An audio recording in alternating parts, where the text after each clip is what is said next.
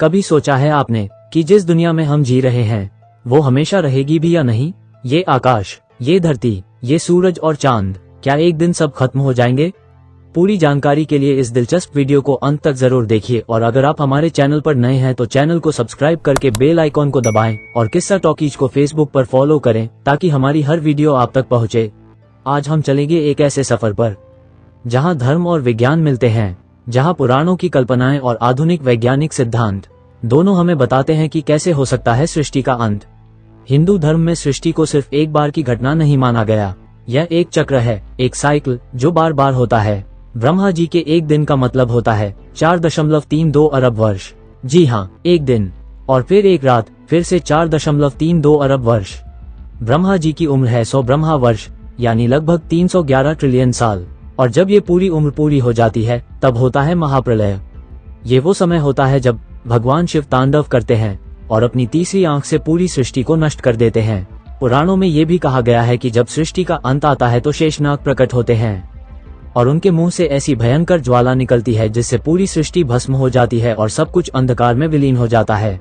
आग, जल, वायु और आकाश सब वापस उसी ब्रह्म से मिल जाते हैं जहाँ से उत्पत्ति हुई थी। लेकिन यह अंत नहीं है, यह एक नई शुरुआत का रास्ता है। अब चलिए दूसरी तरफ चलते हैं, विज्ञान की ओर। आधुनिक विज्ञान के पास भी कुछ सिद्धांत हैं कि ब्रह्मांड का अंत कैसे हो सकता है। पहला सिद्धांत है बिग फ्रीज। ब्रह्मांड लगातार फैल रहा है। एक समय आएगा जब सारे तारे बुझ जाएंगे, सब कुछ अंधेरे और ठंड में डूब जाएगा। कोई ऊर्जा नहीं, कोई प्रकाश नहीं, सिर्फ असीम सन्नाटा। दूसरा है बिग क्रंच। एक समय ऐसा आएगा जब ब्रह्मांड का फैलाव रुक जाएगा और सब कुछ सिकुड़ने लगेगा। तारे, ग्रह, आकाशगंगाएं सब एक बिंदु में समा जाएंगे, एक महाविस्फोट के उलट, एक महासंकुचन। तीसरा बिग रिप। अगर डार्क एनर्जी बहुत तेजी से फैलाव बढ़ाए तो एक दिन ये गुरुत्वाकर्षण को भी हरा देगी। तब आकाशगंगाएं, तारे, ग्रह, यहाँ तक कि परमाणु भी फटने लगेंगे, सब कुछ टुकड़ों में बंट जाएगा। ये तीनों वैज्ञानिक दृष्टिकोण कहीं ना कहीं हमें उस प्रलय की याद दिलाते हैं जिसका वर्णन हमारे शास्त्रों में है। पर सवाल ये है कि क्या हमें सृष्टि के अंत से डरना चाहिए? हिंदू दर्शन कहता है जो उत्पन्न हुआ है उसका नाश निश्चित है और जो नष्ट होता है वही फिर से जन्म लेता है। भगवद गीता में भगवान श्री कृष्ण कहते हैं, न जायते म्रियते वा कदाचित, आत्मा न जन्म लेती है न मरती है। तो क्या सच में अंत कोई अंत है या बस एक नया आरंभ? हमारे कर्मों का भी इसमें योगदान है। शास्त्रों के अनुसार जब धर्म की हानि और अधर्म की वृद्धि हो जाती है तब कलयुग का अंत होता है। जब हम सृष्टि के अंत की बात करते हैं तो एक सवाल अक्सर मन में आता है, क्या ये पहली बार हो रहा है? शायद नहीं। हम इंसान अपने इतिहास को सीधा समझते हैं, एक सीधी लाइन की तरह। लेकिन कई पुरानी सभ्यताएं बताती हैं कि समय एक चक्र है जो बार बार घूमता है। हर शुरुआत का एक अंत होता है और हर अंत से एक नई शुरुआत निकलती है। चलिए जरा पीछे चलते हैं। हड़प्पा और मोहनजोदड़ो की रहस्यमयी कहानी। करीब 5000 साल पहले भारत की जमीन पर एक शानदार सभ्यता थी, हड़प्पा और मोहनजोदड़ो। इनके शहरों में ऐसी प्लानिंग थी जो आज के कुछ मॉडर्न शहरों में भी नहीं है।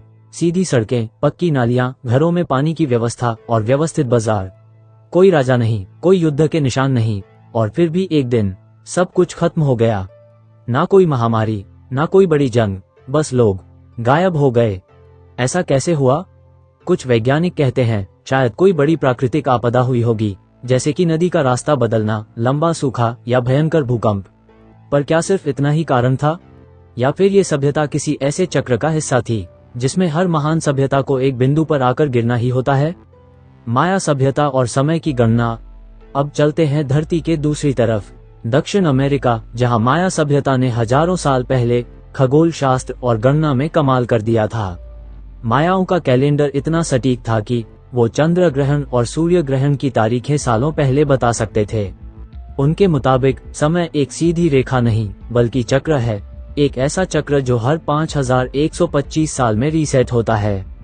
उनका मानना था कि हम इंसान कई बार जन्मे हैं, कई बार सृष्टि बनी है और कई बार खत्म भी हुई है, और शायद हम अभी भी उसी चक्र के अंत की तरफ बढ़ रहे हैं। दुनिया भर में कई ऐसी प्राचीन सभ्यताएं हैं जिन्हें एक ही पैटर्न में उभरते और फिर अचानक गायब होते देखा गया है। मेसोपोटामिया, जहां मानव सभ्यता ने सबसे पहले लेखन सीखा। ईस्टर द्वीप, जहां विशाल मूर्तियों की रचना हुई लेकिन लोग खुद लुप्त हो गए। अटलांटिस, जिसका जिक्र प्लेटो ने किया, जो शायद समुद्र में डूब गई।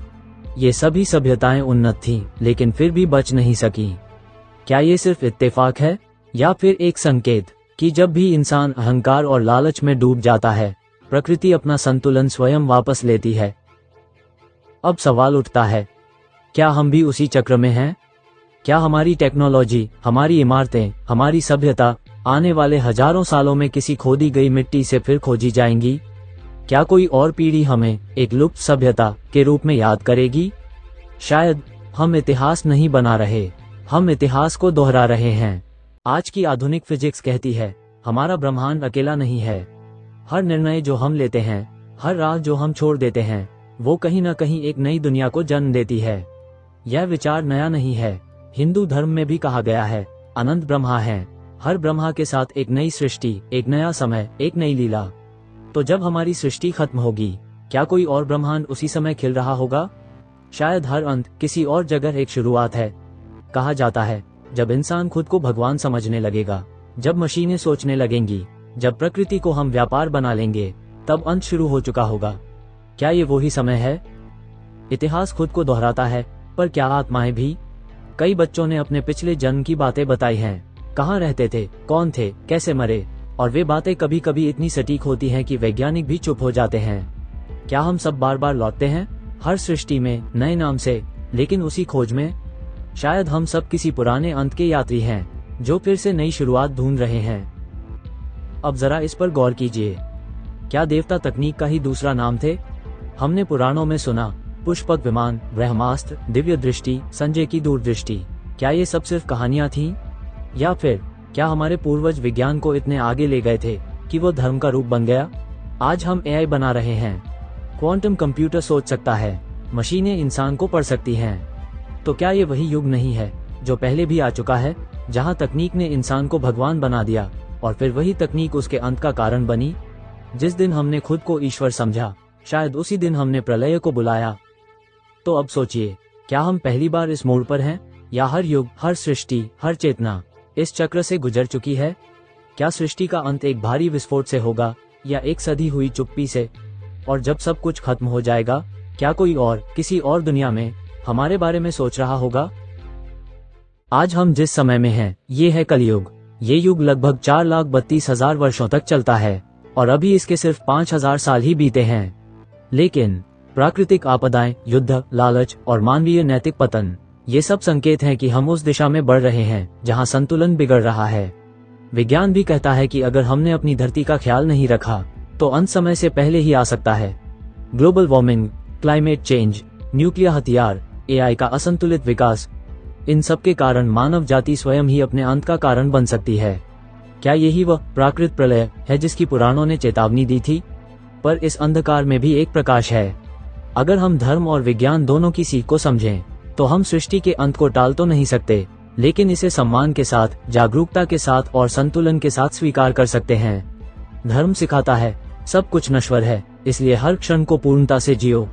विज्ञान कहता है, हम खोज में हैं और उत्तर मिलते रहेंगे। सृष्टि का अंत हिंदू धर्म के अनुसार एक महाप्रलय है, तो विज्ञान के अनुसार एक कॉस्मिक इवेंट।